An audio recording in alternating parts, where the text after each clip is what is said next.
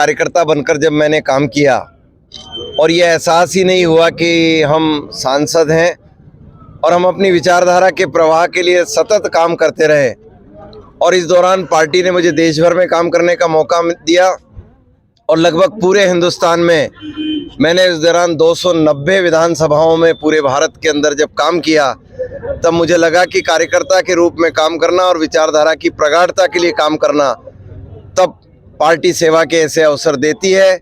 और ऐसे कार्यकर्ताओं को जो प्राण प्रण से समाज, देश, क्षेत्र के विकास के लिए संकल्पित होते हैं, उनको पार्टी चयन करके अगली बार सेवा के अवसरों के लिए चुनती है। उम्मीदवार बने, क्या मुद्दे रहेंगे लोकसभा के इस बार? क्या नहीं, बहुत स्पष्ट है कि ये क्षेत्र हमारा बड़ा पिछड़ा हुआ क्षेत्र था और इन 10 सालों में हमने रेलवे से लेकर सड़कों तक इंफ्रास्ट्रक्चर को मजबूत किया है।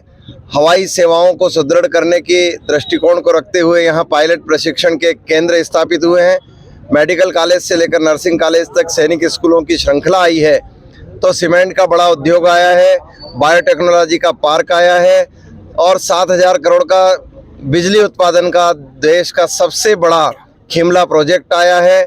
और हम एक बात बहुत अच्छे से स्पष्ट रूप से रेखांकित करते हैं कि अफीम किसानों को और सुदृढ़ता प्रदान करने के लिए भारत सरकार ने और 1 लाख से अधिक लोगों को अपने पट्टों के क्रम में जोड़ा है और आगे आने वाले समय में 40,000 और लाइसेंस देंगे।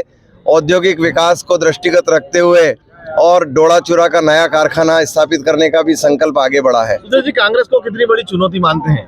नहीं, देखिए, कांग्रेस चुनौती अभी है। कांग्रेस स्वयं अपने संघर्षों में उलझी है। उसे पता नहीं है कि भारत का समाज जीवन कैसा है। उसे पता नहीं है कि सभ्यताओं के बढ़ते क्रम में हिंदुस्तानियों ने अपनी सनातन व्यवस्थाओं को कितना सुदृढ़ किया था।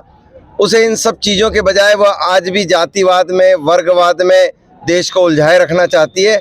और इसलिए मैं समझता हूं कि कांग्रेस चुनौती नहीं, चुनौती है आज गरीबों को और मूल धारा के अंदर लाना है।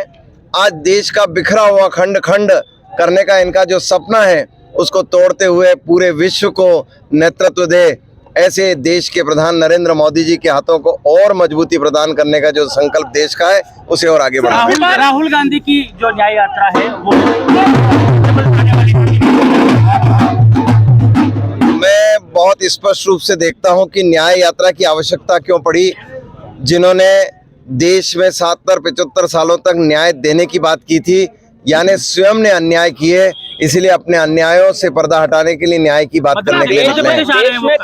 नहीं, मैं नहीं समझता हूं कि वो एक भी सीट ले पाएंगे। देश में 400 पार का नारा बुलंद है। मंदसौर संसदीय क्षेत्र में कार्यकर्ता इस बार 5 लाख पार के नारे पर हैं। क्या कार्यकर्ता संकल्प लेते हैं तो संकल्प को प्राप्त करने के लिए अपने जीवन का श्रेष्ठ भी लगाते हैं, और इसीलिए मैं समझता हूं कि जो कार्यकर्ताओं का संकल्प है वही मेरा भी संकल्प है।